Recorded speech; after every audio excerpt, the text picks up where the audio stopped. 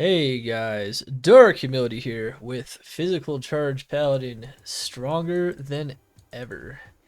That is right, we have finally obtained the ultimate weapon in Season 9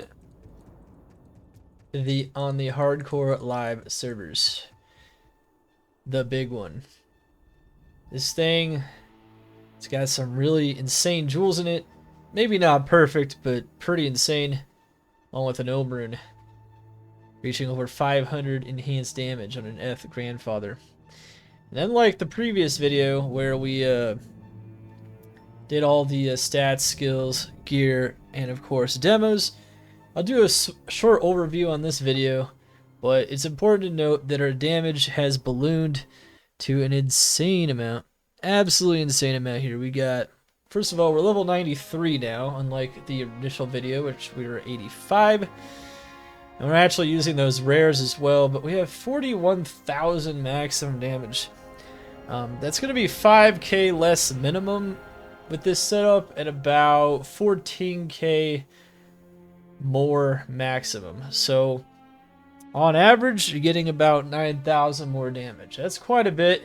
It does mean some things that maybe we were always one-shotting before might not always one-shot, but it does mean that we should be one-shotting some things that we weren't able to one-shot.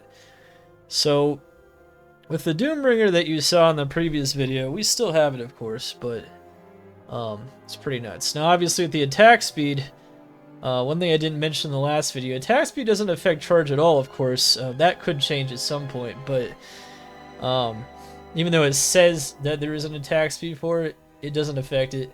It does affect joust speed, though, so the speed at which you joust to a pack of enemies. You know, if there's a strong pack of enemies, or if you just want to immediately jump into the next pack of enemies, joust attack speed is affected. Grandfather is a slower weapon, though, than Doombringer, which means this 20 attack speed plus the High Lords will basically give us very similar attack speed with our joust that we had before. It might even be the same exact number of frames. Not entirely sure, actually, but it's pretty close. You'll see, though, of course, the joust damage is also way higher as well, though, at least the overall damage. You also see that our health is almost 2.6k, so with some negative requirement jewels and whatnot, definitely able to save on some of that dex up in here, and to save on some of that strength. Obviously, so many stats being provided by Grandfather. We got all res plus cold res and a jewel there. We got lots of EDs up in there. It's really, really good stuff. Alright.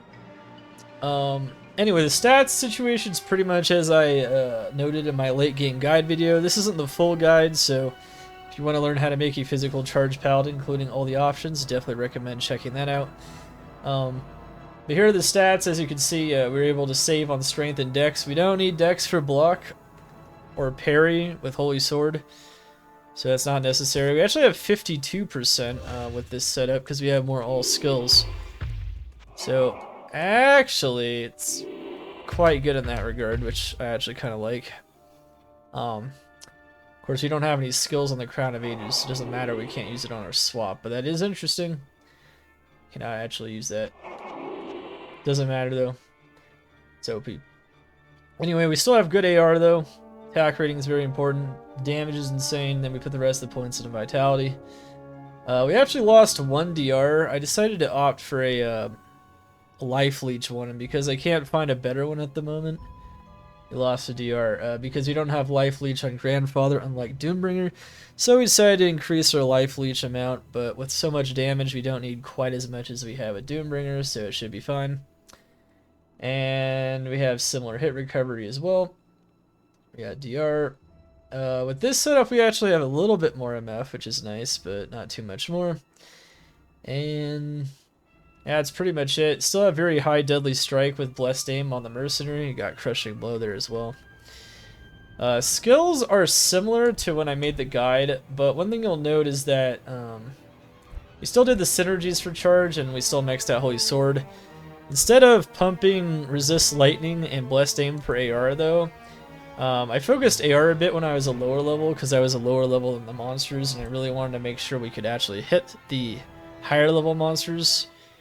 And so we put points into Blessed Aim, but at a higher level I respect and I put points into Joust and Resist Lightning instead, giving us 83 light res. As you can see with all that max res, we are ready and willing to fight maps with souls. That is how this character is geared towards. But yeah, every 2 points gives us an extra point, so I put 8 points into Resist Lightning, and then I put the rest into Joust to reduce the cooldown of Joust, which is, of course, really, really good stuff.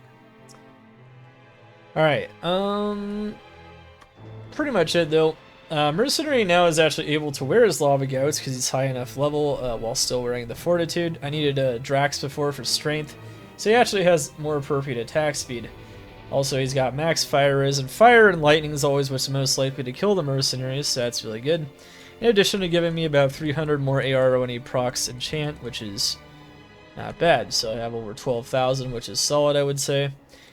And the rest of his items are pretty solid, getting that max light res on the Crown of Ages. All the DR, all the fun stuff indeed. Got the Pride, so we got the 2 auras. Max light res crown plus fort, and he has a lot of light res, which you really want for those soul maps, which give us a lot of experience. They buff the experience of both Sanatorium and Ashen planes, so if you want to solo off those maps, it's pretty key here. But yeah, he's very solid. Our own gear, of course, we got Grandfather, Soul Drainer. You might recognize most of these items. I do have some swap outs, like for bossing, we could use Atmas for Amp, Dwarf Star for fighting like Uber Diablo. If we want stacked DR, like if we want to guard a bit against amplified damage as well, and we want to stack it higher than 50, we could use this instead. However, against most maps, all that elemental damage, you want to make sure we're stacking res. Notice how stacked our res is. That basically means Conviction won't do very much at all. Even if the monsters are like cold enchanted, like souls are cold or fire enchanted, we don't have a lot of risk of dying to Conviction souls. It's really big because the soul maps can be very dangerous. So yeah, these builds and this thing here, the PDR ED, is very, very good. As you can see, I actually improved the jewel in this thing. If you saw it from last time, it's got 6 all res, it's got AR, 40 ED, and yeah. Just very, very good in general. It even has the same MF as the other one. Having over 100 MF before maps is pretty solid. And then you'll see a bunch of similar items. Got some more life leech on that, and then everything else is pretty much the same. Including a same call to arms and lidless. We did get some small charm improvements. You'll notice there's a couple, like this one is a little bit better. Some small charm improvements here. We might even get some more, but overall it's pretty solid. So it's pretty good. Of course, we got some swap outs for cold res, or if you want to use this for more DR, we can use that stuff in case we don't need as much stacked res like against certain maps. But anyway, yeah, it's pretty much it. This is pretty much the pinnacle of weapons in Season 9. This thing is a monster. It's the equivalent of a 6-socketed Death Grandfather with a 260 roll, which it rolls up to 280, I believe. So yeah, that's pretty insane stuff. Always good, always good. All right, here we go. We will demo him on some of his strongest tier 3s, which, if we want to get him to make sure, of course, to always renew your buffs if you can. It looks like we do lose some parry chance, interestingly enough, from the block on the map. Interesting. Let me actually look at this real quick. Let's see. Oh, that's interesting. So the negative 40 actually does result in like a small reduction in parry chance. Huh. Well, it's not a big deal. One thing I should mention, though, once again, is attack speed only affects Joust, which is something that I wasn't 100% sure of or clear on in the first video. It is very, very much the case. So like a decrep map is really not that big of a deal as long as so like something like River of Blood has actually ended up to be really good. And the tier 3s we do are definitely not the one we demoed in the video, which is Legiathon. Legiathon's one of our worst maps because the charger zombies ignore a parry and they'll just go right through it and kill you. So really want to make sure to avoid that. At any rate, this build is very strong.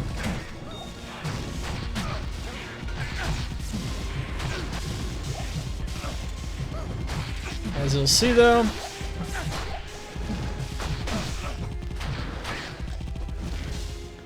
damage is nuts.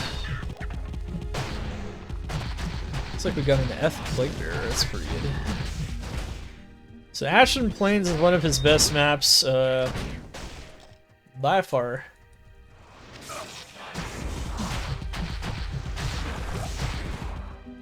And of course, using that battle cry against physical immunes might be pretty big. It might be.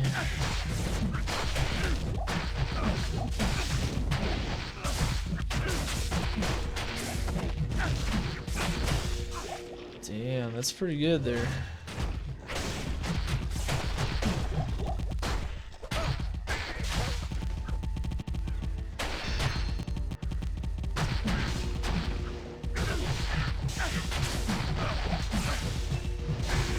Interesting.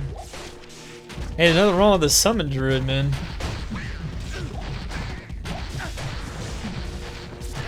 Yikes. Yeah, the one-shot potential of 41,000 damage is pretty insane. But since our damage range is a lot higher on this sword, you'll notice a lot more variability in how it performs. Previous sword only had a 6k difference between the minimum and the maximum. This one has 25k, so it's a little less predictable. It's definitely something I like about the Doombringer. And remember, the Doombringer could have been stronger than that version of it as well if it had like an ED corruption and a force puzzle box. So in truth, the Grandfather can't be basically a perfect old Grandfather, which this one's pretty close. Can't be so much stronger than a perfect rolled Doombringer, but it can be. Just by virtue of its stats.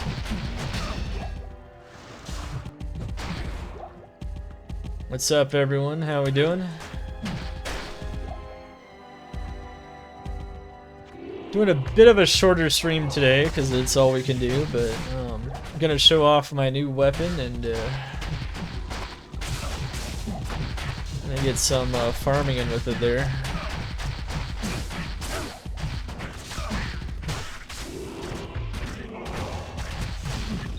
And remember, sometimes when you swap to the CTA, you do have to redo your Holy Sword. For some reason, it drops off. But you'll notice we have 22,000 attack rating. 98% chance to hit most of this, or 99%. I think based on my level, that makes sense.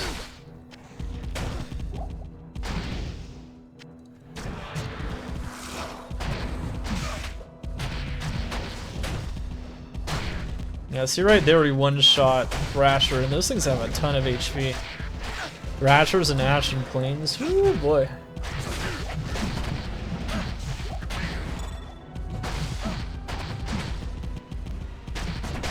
Doombringer and Grandfather is a very good combo,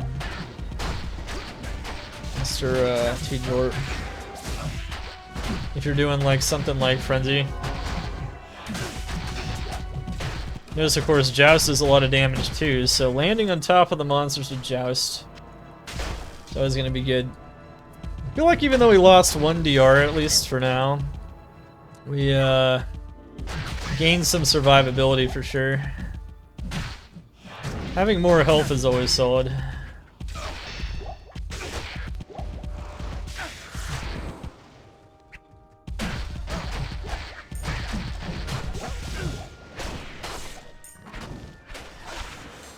It's only a +4 rabies. See, Rabies Druid is still insanely strong, but I think people are probably burnt out on it this season. I haven't seen too many of them. It's crazy that physical ability can be this strong without the need to proc amp or anything. Conviction really is not that concerning anymore. Previous version of this character didn't have quite as much res. It's just from one of the jewels and some res improvements in the charms.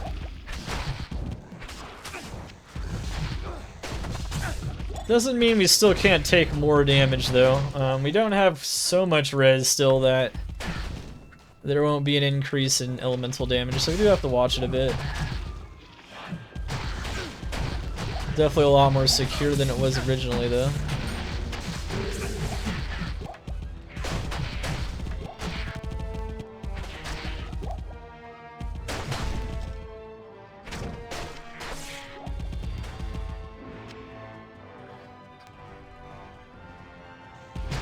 Yeah, he was thinking of just doing a whirlwind. He's just doing a physical frenzy probably. Now, if you do whirlwind barb, you want to go 2 flame bellows for sure. He's talking about frenzy barb. Yeah, he wants 1 damage.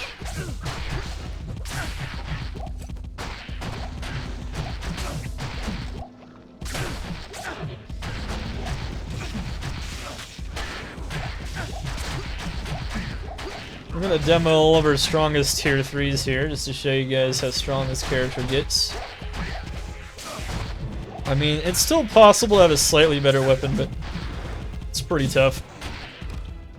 Obviously, you can get an even more insane enhanced damage DR armor. You know, all that's definitely possible. Remember, of course, if you want to know all the gear options, then check out the late game guide where I go over everything in detail. Jesus, yeah, that's some... Yeah, when I get like something near a max roll in the charge, you could tell. You can also tell when I get a minimum roll, it's like, oh, looks even weaker than my previous one.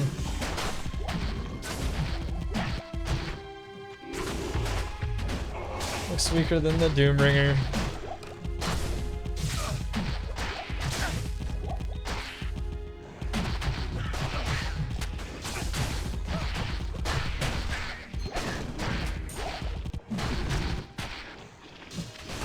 Well, the weapon's value on hardcore is roughly 35 high runes if you count the socketables as well.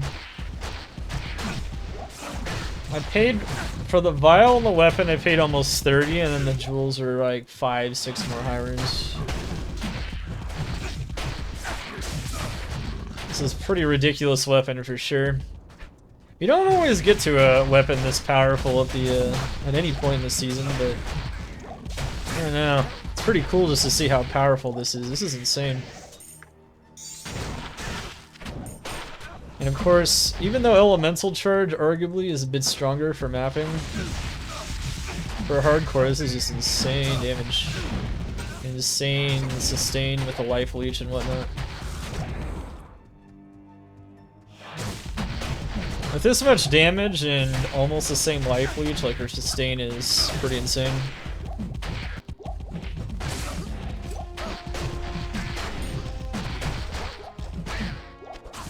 Yeah, we recently acquired it. You do normal maps. You could do fortified. I don't think on charge though, fortified is necessarily better. But you could though. It's also a little concerning how much damage the fortified monsters do. To some extent. I think maybe that's not the best idea to run those on this. That being said though, you could do it. Running fortified is always good. Sea Necro is faster than Summon if played correctly. Oh yeah. Yeah, Summoners are not the fastest mappers per se. They're just really reliable mappers, and it's really fast to start maps with them. And that includes, you know, Green Goblin build, things like that. They are very strong. Don't get me wrong, they're great builds, but they're not the fastest builds. Anything B tier or higher on my tier list is solid, and those definitely are up there. Because there's not even a lot of A or S tier builds based on the bell curve, so you gotta think about it, just how strong some of those B tier builds are. They're very good. As you can see though, Ashen Plains is Ash. Very strong. Ah, man, that's lame. Kind of Crescent Moon. Most of this stuff is actually crap, it looks like. Well, go figure, right? All right, let's do a demo of another one of our strong ones here. Let's see. No reroll. YouTube told me to start rerolling these, and honestly, we've had some success with it. It's not terrible. So many skulls you gotta find though. I think I found I think I got one worth of Vex doing that, so it wasn't that bad. Alright, so next up is going to be Ruined Cistern. And Ruined Cistern is a pretty monstrous one. This one's strong. Let's see here. Crap corruption though. Oh well. I'll buff it up a little here. Also, I think for Cistern, we actually want to swap the belt. Yeah, I'll swap the belt on this one. On the Cistern map. You get 57 DR, so that means if we're amped, we'll still have 7 DR, so it stacks it a bit for us, which is not bad. Also, we have even more health, so that's really cool. So you get to kind of see this one in action, this setup here. We only have 77 res, as you can see, but that's plenty. This map doesn't have souls, so this is like my best tier 3 where I run this one instead.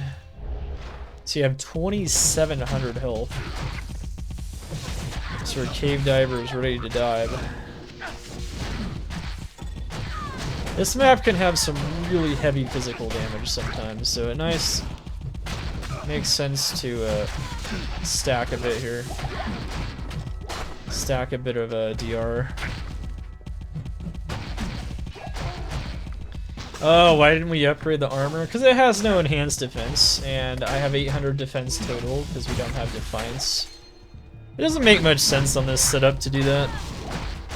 It doesn't do anything. It'll literally do nothing. Like, it'll upgrade it and I'll get like 100 defense. It literally has no impact if I do that. It's just a waste of time. Also, I think it's kind of cool that it's a hard leather armor and that's that OP. I'm wearing a 25 defense armor, everyone. Don't need defense on the armor on this build. Clearly not important.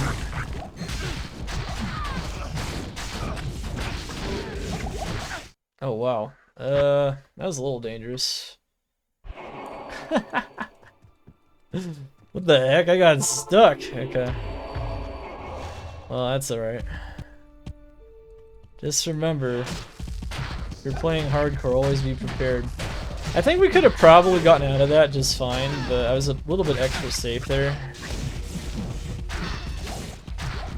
Definitely being a little overly cautious. I think we could have just jousted out of that.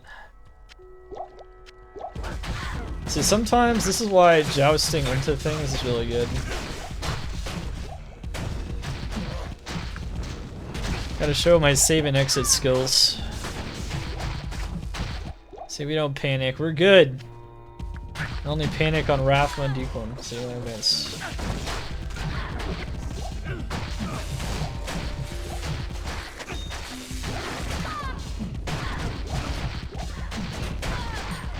To be fair though, this build is a little bit because we have so much DR, we do counter amp somewhat, but I don't want to give the monsters too easy of an opportunity though. Yeah, as you can see, the physical damage in this map can get kind of nuts. So I'll use the Dungos instead of the rare items. You saw the Dungos before though in the original guide though. We're no longer using the Gladiator's Bane at all, but we're just not. The Gladiator's Bane is definitely a great option if I want more deadly strike percent, but we're opting for more consistent DR and everything else as well.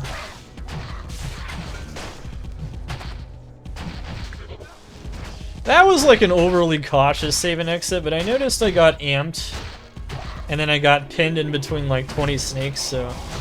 You never know. Like, what if I actually couldn't move the next second, and they actually got enough damage on me to like push me in? Some of my save and exits are a bit overly cautious, I think.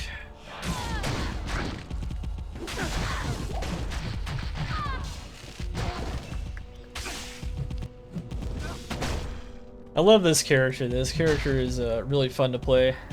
I definitely really love the Inferno, Sorok, the Arctic Blast Druids, and this character's playstyles this season. I love the playstyle, it's very good. It's a very fun one.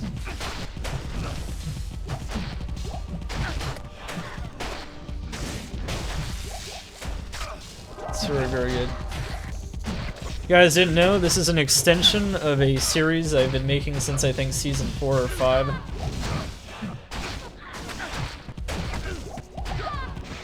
On my YouTube. It's weird desync around that pillar there. Known as the Two-Handed Hardcore series.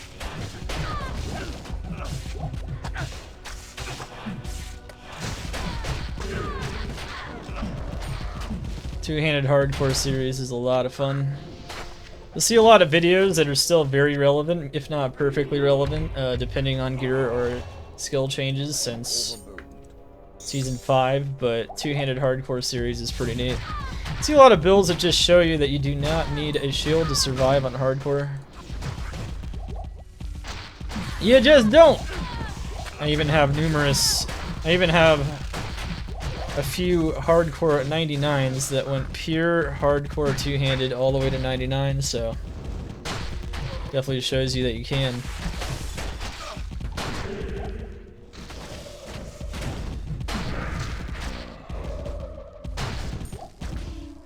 I made a Arctic Blast video where I think I show off his gear.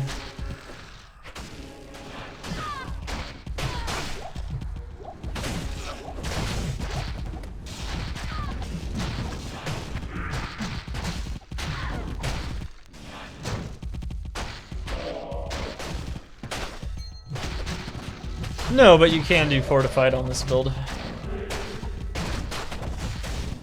I don't know if it's that great really to do fortified. I think this build's probably better at like one-shotting. You do have decent splash as well, and you're constantly hitting things. So I don't know. You guys can try it either way. I think this can be fortified or it cannot be fortified. I think it can go either way. I think on Hardcore though, the extra damage the monsters gets is a little scary for this build on Hardcore though, because you don't have summons. You just have 52% parry, right? It can get very nasty for sure, very fast.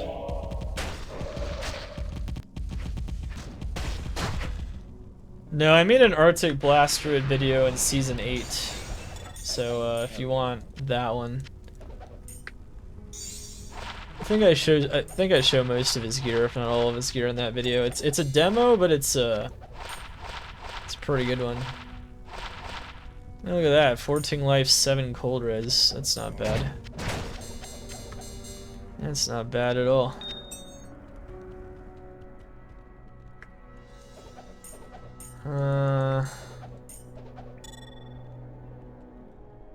Oh, interesting, yeah. Very good, very good.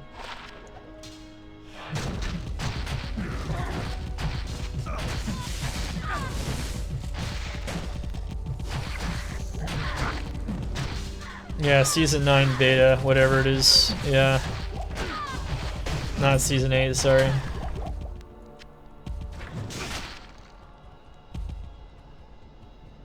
Yeah, that one. That's the most recent one. It is.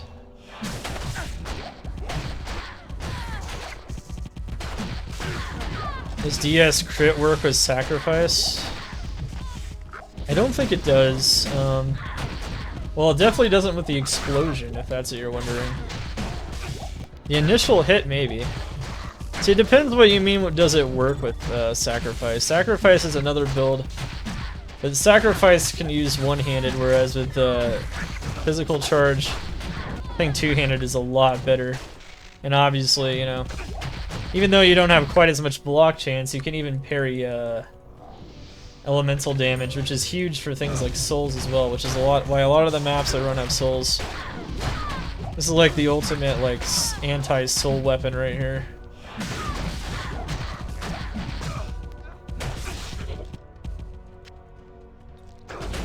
You know, the pillars definitely are kind of annoying with the desync, but that's why we had the desync button like right next to our other buttons.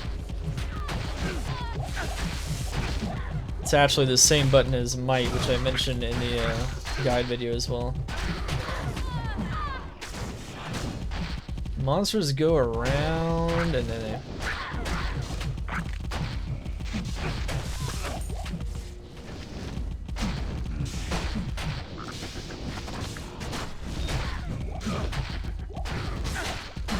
Yeah, I feel like with 41,000 top end damage,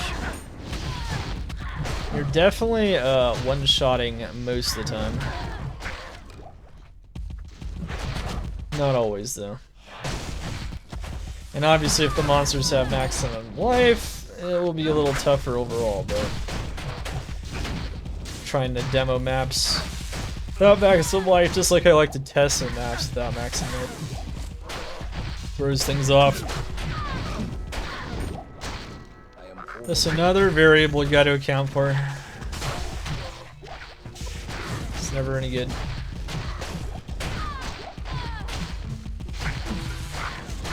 This map is really good for this character. No physical immunity. Not a lot of physical resistance. Lower HP mobs, mostly. Oh man. We got super poisoned hard though. Okay.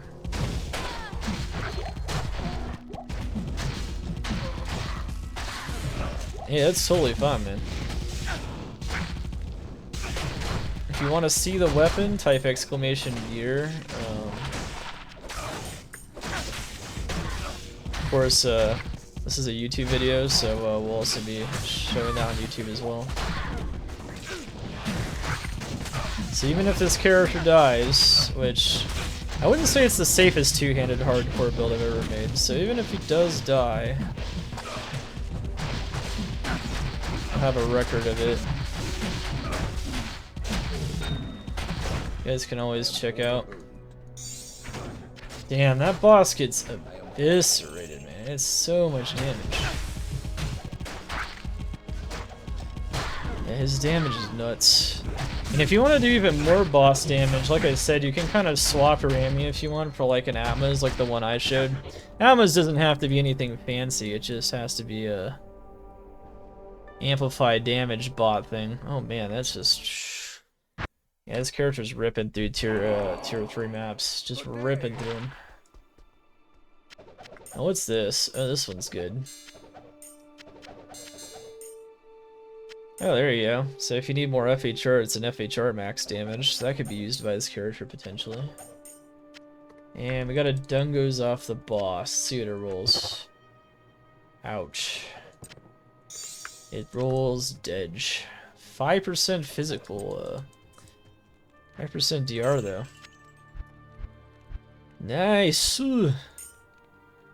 Yeah, you brick them all, baby. Brick them all. Alright, so the last tier 3 that this character is really good at. Let's see, can we find one without anything weird? Yeah, this one should be okay for this. Very nice. Huge density. Yeah. For this one, ideally we actually should be using the this build. We'll lose some health, but it's okay, because the maximum res is pretty huge.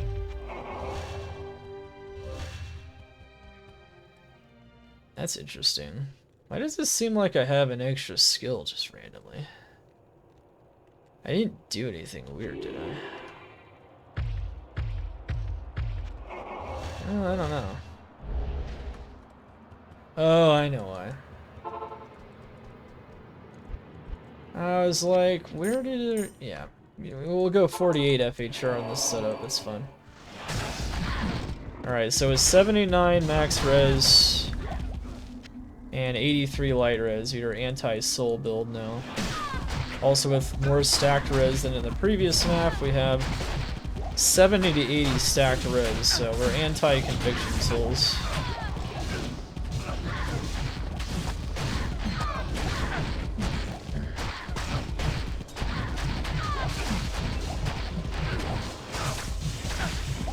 Fuck. So that's always annoying to, of course, encounter, but you're gonna encounter those. All I need is some level of battle cry, though, and you will break the immunities. You know.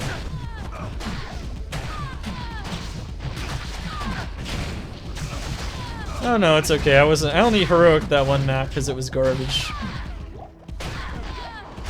I can't standard of heroes every map anyway, so it's fine.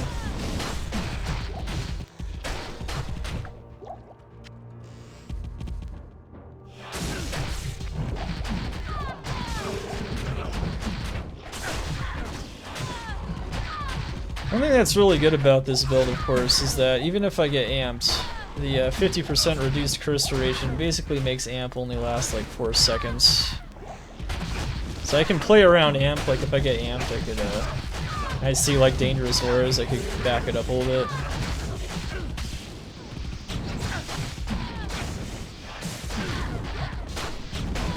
Joust is amazing. I like the reduced cooldown on this setup. Got a lot of mobility. Snakes are bad though, like in the last map, sometimes you gotta watch that because they can stun lock you with knockback, so that's not good. And so sometimes they can prevent you from using the joust and getting out. That's why we were extra safe there. Even with an absurd amount of health and whatnot, we still played it safe. Because you never know. Monsters might get the best of this two-handed build.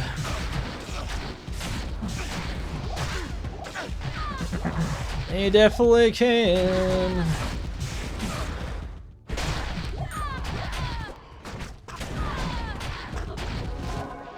Okay, conviction. Still gotta watch it a little bit. Just gotta make sure there aren't too many souls around it.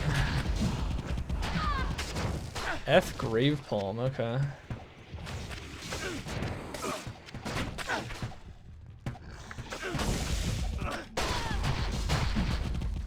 Am I super poisoned? Nah. Thought for a second I was super poisoned. But yeah, this map, which is notoriously super dangerous, got the biggest buff in the first Season 9 patch there. Got 20% experience boost. Ashen Plains got 10%. The Cistern's already good.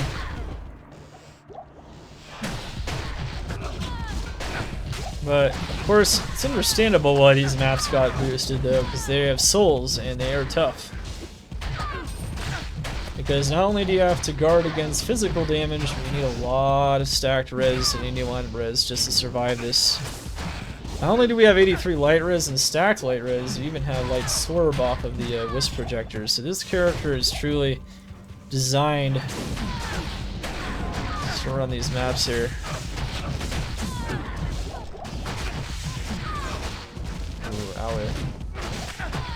That soul had cold enchant and convictions, so we took some damage there. If any map can damage us though, it's this one.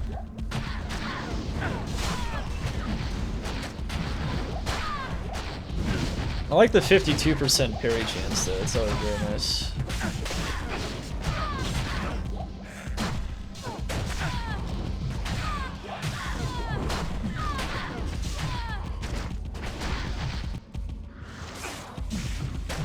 Nothing like a souped up grandfather, man.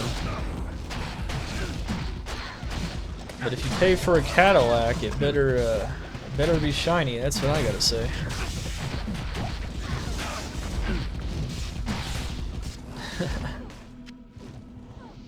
Oh my goodness. Okay.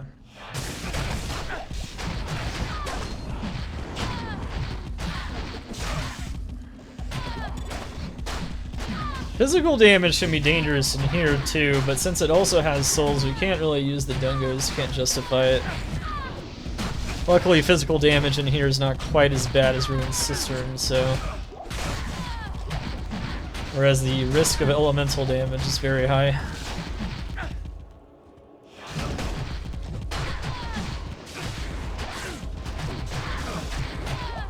Now, it remains to be seen if this character has what it takes to make it all the way to 99, though.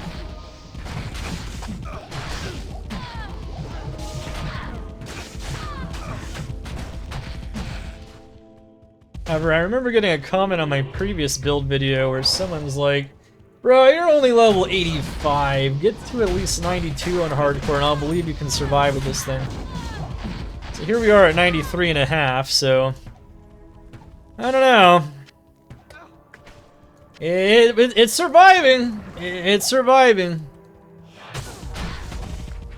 It's not like I'm the greatest reaction time player in the world, as evidenced by the fact that I'm not a bosser, so...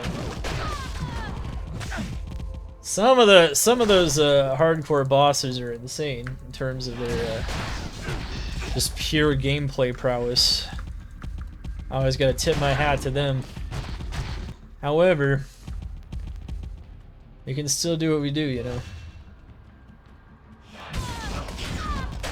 I want to level up in Diablo 4.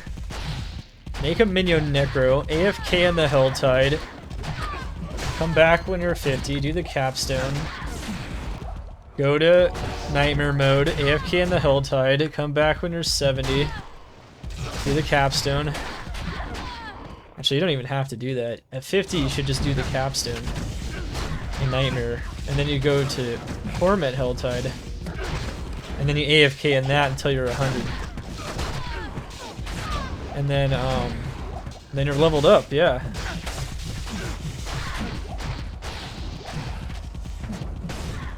That's how you level up in Diablo 4. You actually don't even have to do Nightmare, I forgot about that.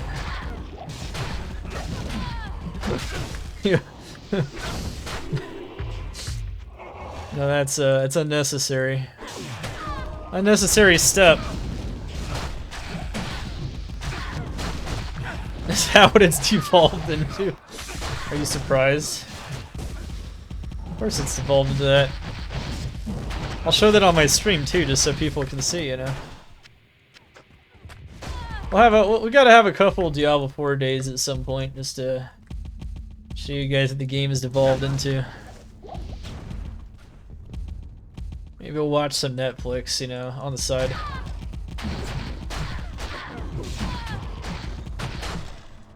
I don't know, maybe I should take it seriously. Yeah, I should play one. There's a lot of conviction in this map, interesting. They're bringing the heavy hitters. Unfortunately, though, for them, I have more res than ever with this now, with the Jewel. And the Grandfather, the ED max damage rule.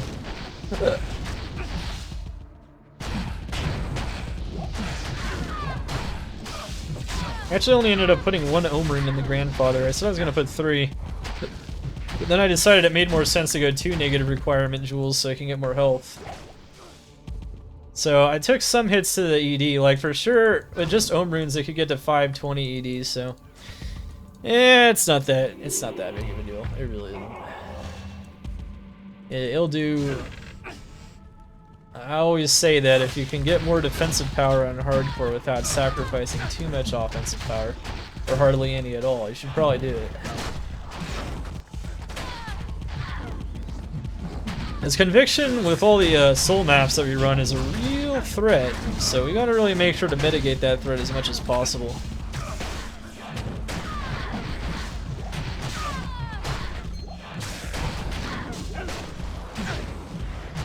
Oh, look at that. The conviction soul. Speak of the devil. Hey, conviction soul with conviction soul with Phys-immune. Wow, nice. That's beautiful. That's beautiful stuff right there.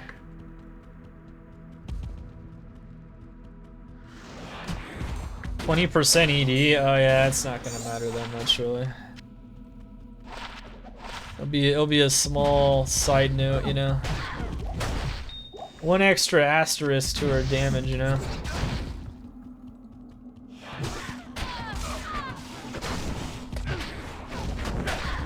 Yeah, we get 42 max instead of 41. There we go.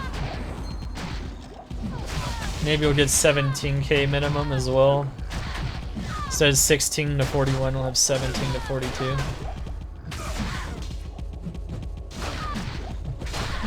I imagine the extra life and the extra res probably matters more.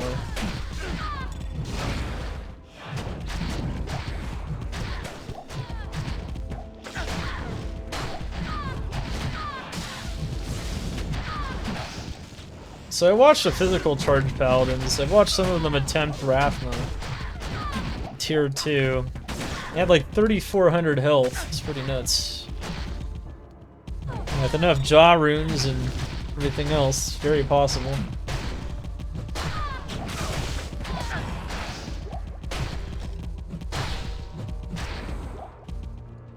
The knockback is nice too, so even if you don't one-shot, this is why you can do like Fortified, even if you don't one-shot, your monsters get stun locked, so that's very nice. Don't really have to worry about them too much, as long as you're hitting them. That's why it's the ranged monsters you really want to worry about. It's like archers and souls. You want to jump on them depending on the stats they have.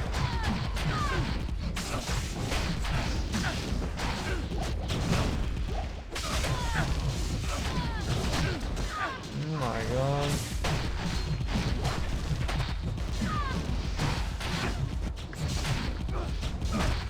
Okay.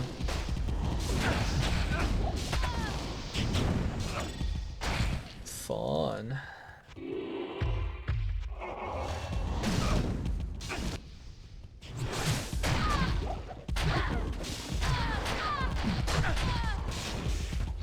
So yeah, this season I decided to feature Charge Paladin and Inferno Sork as my main features. Hopefully you guys enjoyed these build guides and stronger than ever videos and inspired you to maybe make one of these builds. Or at least a similar build. Charge is incredible, of course, with none of the charge lock bugs that it had before, which is pretty awesome. It's just super clean. But anyway, there it is. There's a stronger than ever Paladin demo, as you can see. He's wearing a monster. Practically a 6-socketed Eth Grandfather. No, nobody gave me this weapon, and this is my own weapon. Somebody had a non-Eth Grandfather, I violed it. But we had to... I'm not going to claim that I found it. That'd be a bit much. Definitely didn't find it. Someone else had to find and puzzle and corrupt this thing. This thing's a beast. Always good to play with it though. We had to dump 36 high runes into this monster, so yeah, this thing's insane. And as you know, the Crown of Ages is insane as well. I could have more ED as well. I could have even more survivability, I suppose. Decided to balance it with some MF though, so I actually find some things. I always think that's nice. If you're gonna map forever, it is nice to actually find things. But there's plenty. Maybe if I get some more max damage life small charms, we could use those as well.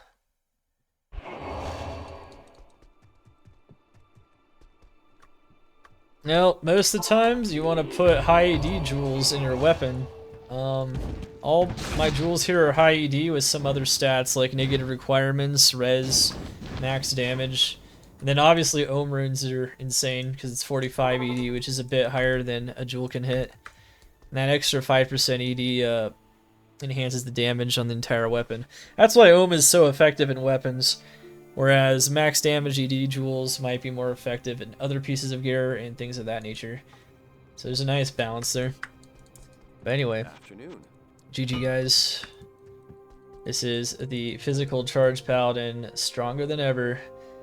See you guys in the next video. Also, let me know what you guys think in the comments, and let me know what you guys think about the Season 9 or the Season 10 improvement suggestions and changes video that I did recently as well. What do you guys think would make PD2 even better in the 10th anniversary season? I'll see you guys next time. Smash it.